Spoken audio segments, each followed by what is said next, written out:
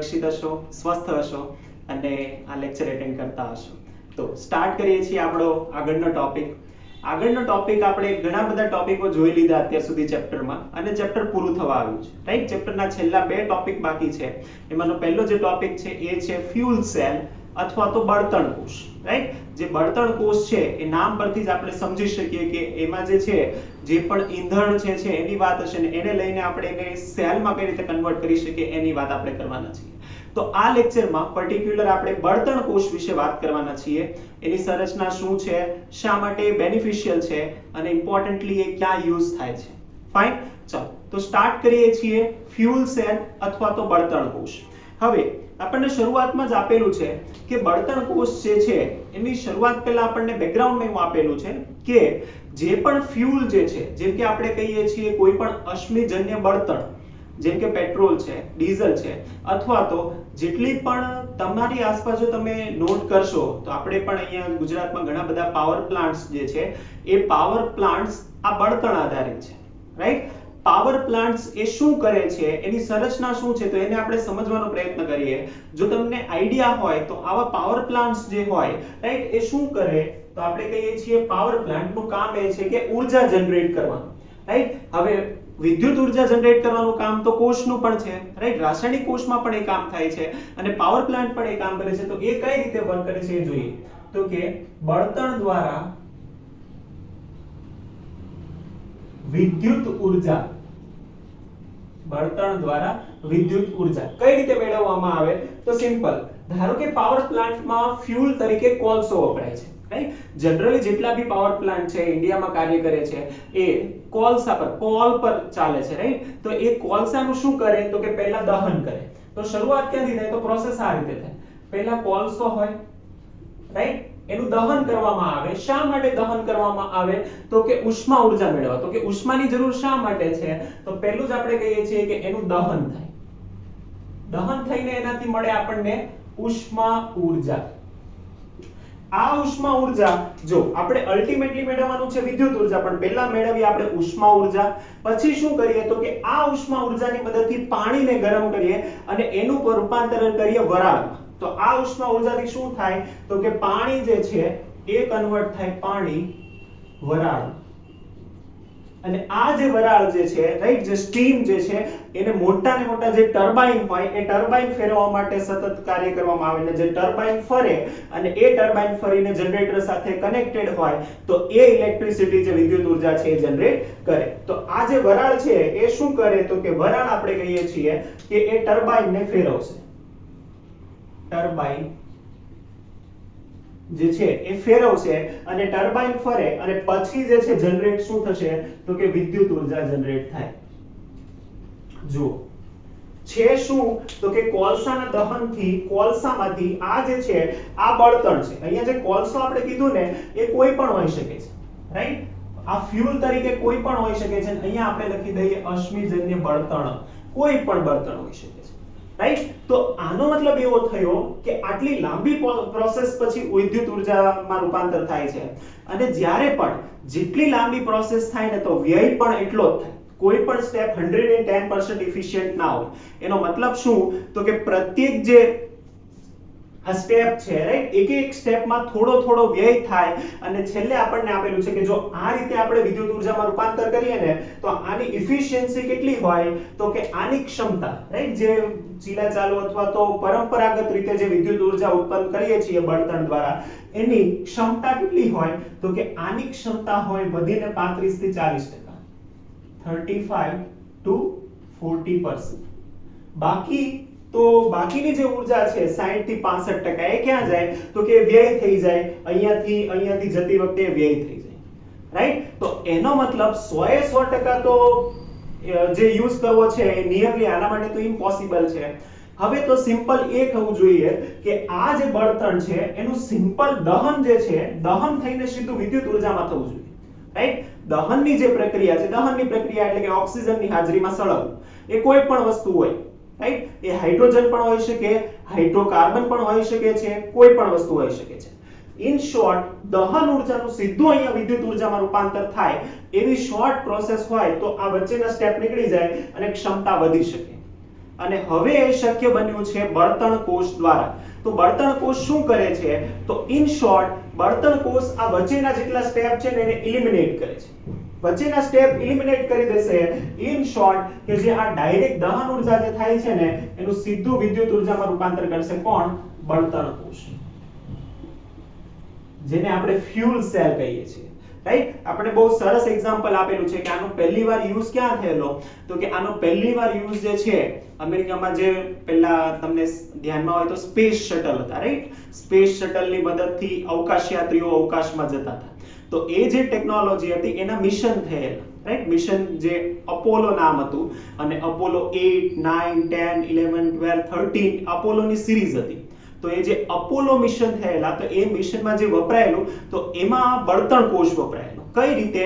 તો કે એમાં બળતણ તરીકે જે છે બળતણ કોષ, જે વિદ્યુત ઉર્જા ઉત્પન્ન કરવા બળતણ કોષ વપરાયો, એમાં હાઇડ્રોજન અને ઓક્સિજન ફ્યુઅલ તરીકે વપરાતો હતો. અને એ ફ્યુઅલમાંથી જે સાઇડ પ્રોડક્ટ જનરેટ થાય એટલે કે પાણી, એ પાણીનું સંઘનીકરણ કરીને શેમાં રૂપાંતર થતું હતું? કે યાત્રીઓ જે હતા અવકાશયાત્રીઓ એના માટે પીવાના પાણીની વ્યવસ્થા થતી. તો બહુ સરસ એક્ઝામ્પલ આપેલું છે. એ જ જે ઉદાહરણ છે ને બળતણ કોષનું, એ આપણે અહીંયા જોવાના છીએ. અને એ છે હાઇડ્રોજન અને ઓક્સિજનથી રચાતો બળતણ કોષ. એટલે હાઇડ્રોજનનું દહન થાય છે. રાઈટ? હવે બળતણ કોષમાં કોઈ પણનું દહન તમે કરી શકો. બળતણ કોષ, હવે આપણે જે લખવાના છીએ ને એ એક્ચ્યુઅલી છે બળતણ કોષ.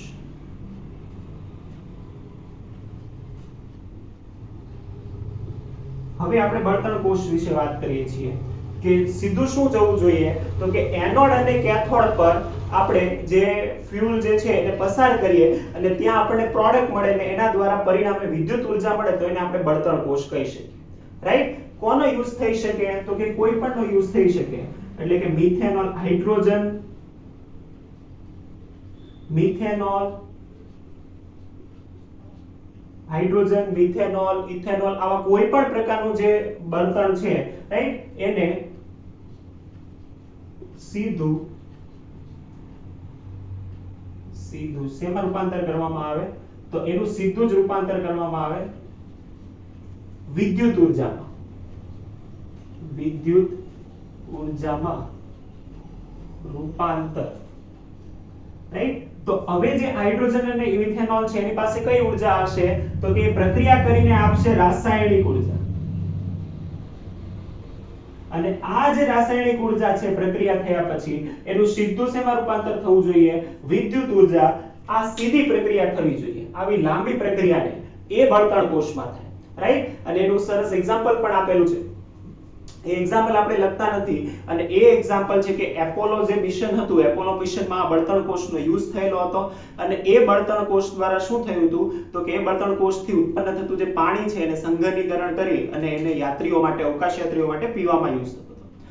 અગત્યનું, સૌથી ઇમ્પોર્ટન્ટ, એમસીક્યુ માં પૂછાઈ શકે એવી વાત, અને એ એટલે કે બળતણ કોષ જે છે, હવે કોષ આવે તો એમાં એનોડ અને કેથોડ આવે. રાઈટ? તો આમાં પણ એનોડ અને કેથોડ છે. Cathode, anode.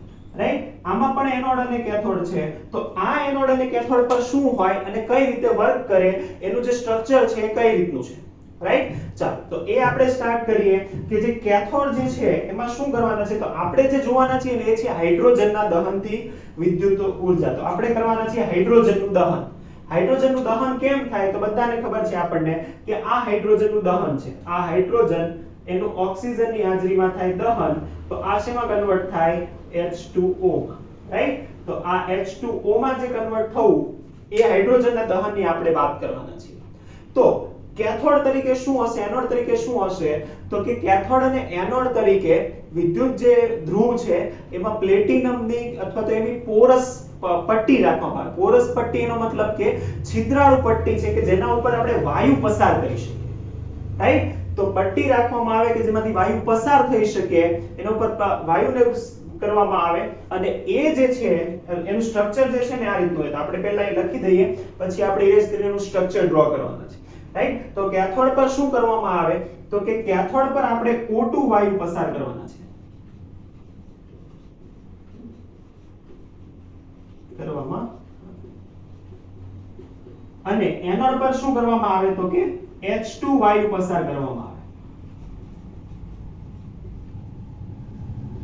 અને એટલે થાય શું તો કે તમને ખબર જ છે કે કેથોડ પર શું થશે ઓબ્વિયસલી તો કેથોડ પર થશે રિડક્શન તો રિડક્શન ની પ્રક્રિયા થશે એનોડ પર થશે ઓક્સિડેશન તો અહીંયા ઓક્સિડેશન થશે રાઈટ તો આ પ્રક્રિયા થઈને અલ્ટિમેટલી આપણને આવું કંઈક મળશે કે જે આપણે બળતણ કોષમાં કરીશું બીજું કે જ્યારે પણ બળતણ કોષ હોય તો એમાં વિદ્યુત વિભાજ્ય પણ હોય વિદ્યુત વિભાજ્ય એટલે શું તો કે કોઈકનું દ્રાવણ રાઈટ તો અહીંયા જે વિદ્યુત વિભાજ્યનું દ્રાવણ આપણે યુઝ કરવાના છીએ તો કે એ વિદ્યુત વિભાજ્ય કયું હશે તો કે વિદ્યુત વિભાજ્ય આપણે કહી દઈએ વિદ્યુત વિભાજ્ય હશે આપણી પાસે એ કયું હશે તો કે વિદ્યુત વિભાજ્ય હશે NaOH નું દ્રાવણ રાઈટ કોઈ પણ દ્રાવણ હોઈ શકે છે અત્યારે આપણને આપેલું છે NaOH નું દ્રાવણ તો આપણે યાદ રાખીશું સાંદ્ર NaOH નું જે દ્રાવણ છે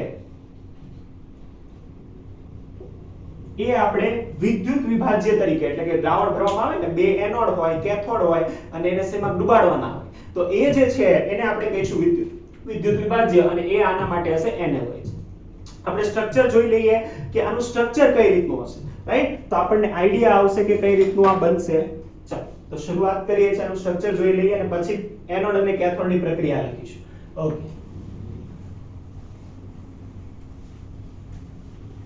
તો જે સ્ટ્રક્ચર જે છે એમાં આપણને આપેલું છે કે હાઇડ્રોજન વાયુઓને જે પસાર કરવાના છે ક્યાં કરીશું તો કે એનોડ અને કેથોડ મેં તમને કીધું કે કઈ રીતનું હોય તો કે પ્લેટિનમના જે છે એ ધ્રુવો બનાવેલા હોય અને આ રીતે પાત્રમાં હોય રાઈટ તો આપણે પાત્ર લખી દઈએ ચાલો પાત્ર જે છે આ રીતનું આપણને અંદર આપેલું છે એ રીતનું આપણે ડ્રો કરીએ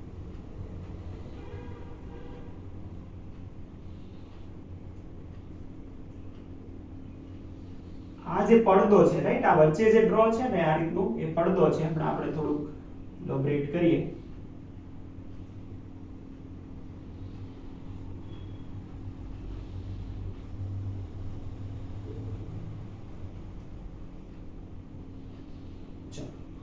તો આ રીતનું સેટઅપ છે આ જે વચ્ચેના પર છે ને એ વચ્ચેના એ પડદો છે અને એ શું હોય તો કે એના ઉપર પ્લેટિનમનો આપણે ભૂક્કો અથવા તો છિદ્રાળુ પ્લેટિનમ કે જેનાથી આપણે જે વાયુ પસાર કરીએ ને એ વાયુ આમાંથી પસાર થઈ શકે રાઈટ તો આ બંને તરફ જે છે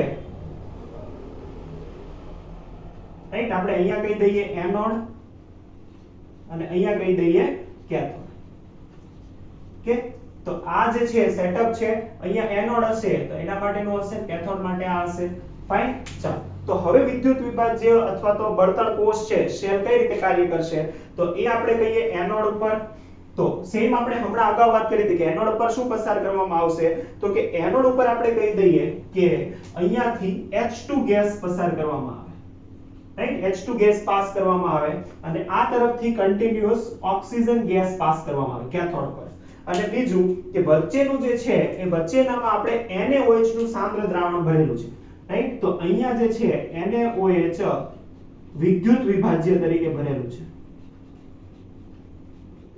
રાઈટ વિદ્યુત વિભાજ્ય એટલે શું તો એ આપણને ધ્યાનમાં છે કે એનું જે દ્રાવણ આપણે ભરતા હોય એ તો અહીંયા આપણે વિદ્યુત વિભાજ્ય NaOH ભરી દઈએ ફાઇન તો આ રહ્યું NaOH નું અહીંયા દ્રાવણ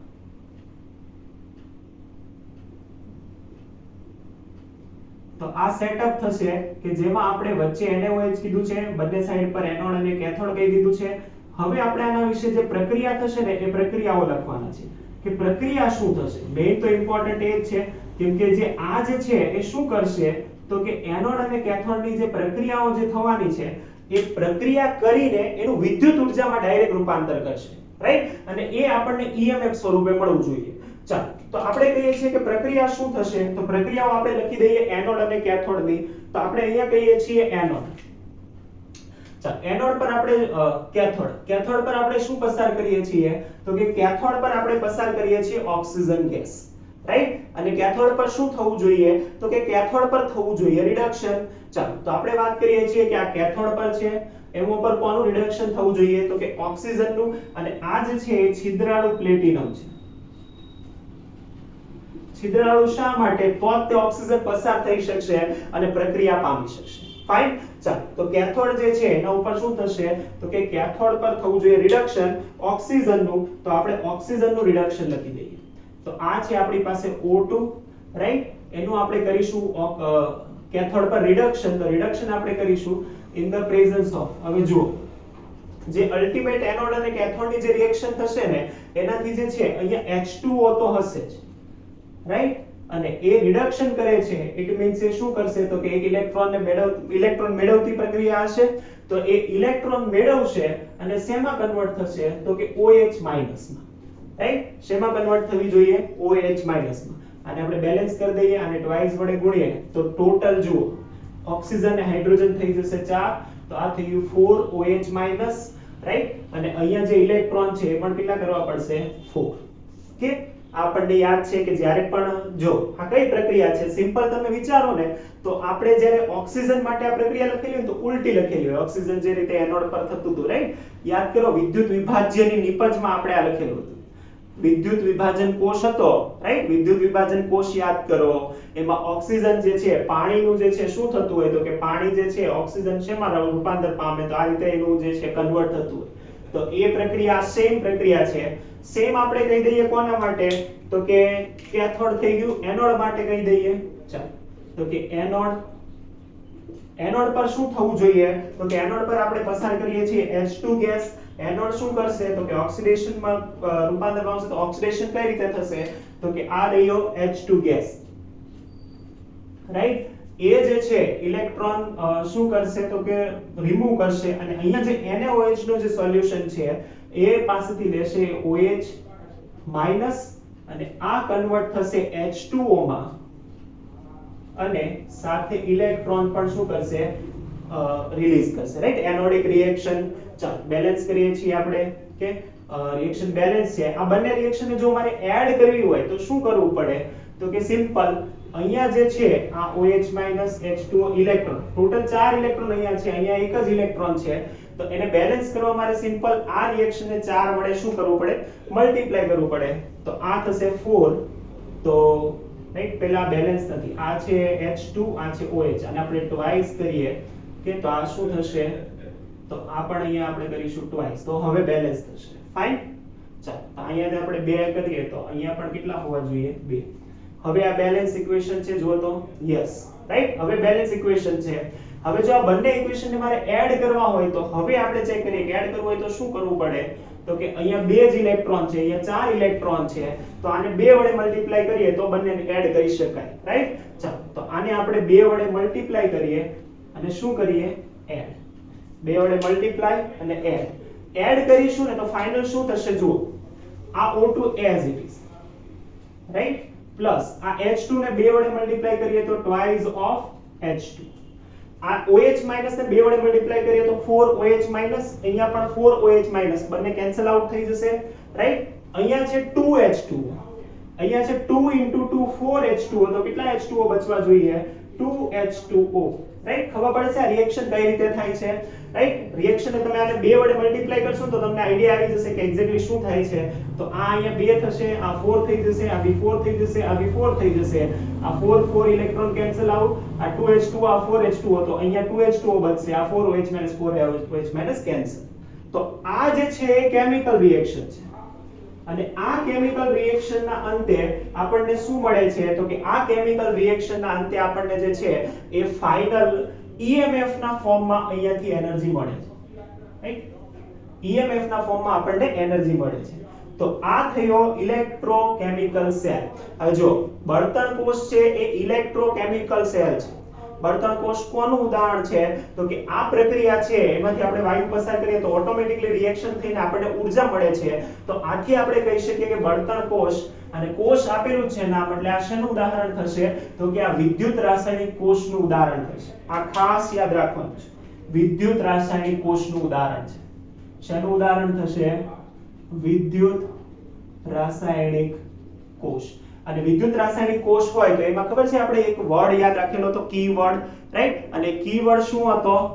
એ કીવર્ડ હતો, યાદ જ હશે તમને, એ કીવર્ડ હતો લોન, રાઈટ? LOAN. તો એ આમાં ફોલો થશે, એનો મતલબ જે આ એનોડ છે એ કેવો હોવો જોઈએ તો અહીંયા આ બનશે નેગેટિવ અને આ બનશે પોઝિટિવ, રાઈટ? તો આ ઇલેક્ટ્રોકેમિકલ સેલ છે, આ ખાસ યાદ રાખવાનું છે. બળતણ કોષ એ કોનું ઉદાહરણ છે? જો MCQ માં આવા પૂછાઈ શકે કે બળતણ કોષ એ કોનું ઉદાહરણ છે, અથવા તો એમાં MCQ આપેલું હોય કે નીચેના પૈકી કયો એ બળતણ કોષ છે, રાસાયણિક કોષ છે, વિદ્યુત રાસાયણિક કોષ છે. તો બળતણ કોષ જે છે એ વિદ્યુત રાસાયણિક કોષ છે.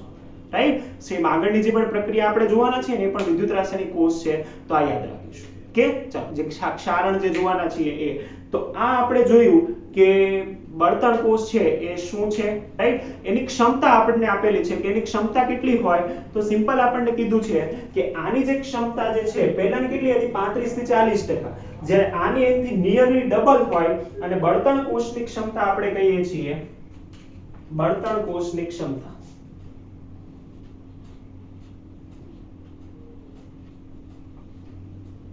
કાર્યક્ષમતા એનું આઉટપુટ જે છે એ કેટલું હોય, તો નિયરલી 70%, રાઈટ. આનું જે આઉટપુટ છે એ 70% જેટલું હોય, એટલે કે વધારે છે, રાઈટ. કોના કરતા, તો કે આગળની જે પરંપરાગત આપણે યુઝ કરતા હતા એના સંદર્ભમાં ખૂબ વધારે છે. આથી આપણે કહી શકીએ કે આની એફિશિયન્સી વધારે છે, કાર્યક્ષમતા વધારે છે, તો આ બેટર રહેશે. કોના કમ્પેરમાં, તો કે દહન કરીને વરાળમાં રૂપાંતર કરીને ટર્બાઇન ફેરવવા કરતા, રાઈટ. તો આ રીતે ઉપયોગ કરીને હવે જે ધીમે ધીમે ટેકનોલોજી છે કે જેના દ્વારા હવે આ કોષ અસ્તિત્વમાં આવ્યા લાગે છે, અને એટલા માટે જે આવી પ્રક્રિયાઓ છે, જે અપોલો મિશનની આપણે વાત કરી, અથવા તો આપણે આવી પ્રક્રિયા વાત કરીએ જ્યાં ખરેખર રેર કેસ છે અને વધારે ઉર્જાની જરૂર છે, તો એવા કેસમાં આપણે બળતણ કોષનો ઉપયોગ કરી શકીએ છીએ, રાઈટ. તો અગત્યનું છે. અને બીજું અગત્યનું કે આમાં કોઈ પ્રદૂષણ નથી. જુઓ, ક્યાંય કોઈ પ્રદૂષણ નથી. આની પ્રોડક્ટ જે મળશે એ H2O છે, પાણી છે, એટલે બિલકુલ જ તે પ્રદૂષણ રહિત છે. એટલે એક જે પ્લસ પોઈન્ટ જે થાય એ એટલે કે આ પ્રદૂષણ રહિત છે, પ્રદૂષણ રહિત છે. આમાં કશું પ્રદૂષણ થતું નથી, એટલા માટે પણ અગત્યનો છે. તો આ આપણે વાત કરી પ્રદૂષણ રહિત અને એકદમ ગ્રીન કહેવાય, ગ્રીન કેમિસ્ટ્રી માટે ઇવોલ્યુશનરી એવો બળતણ કોષ કે જેની આપણે અહીંયા વાત કરી, જેમાં હાઇડ્રોજનના દહનની આપણે વાત કરી અને H2O પ્રોડ્યુસ થાય છે, રાઈટ. તો આ હતો બળતણ કોષ.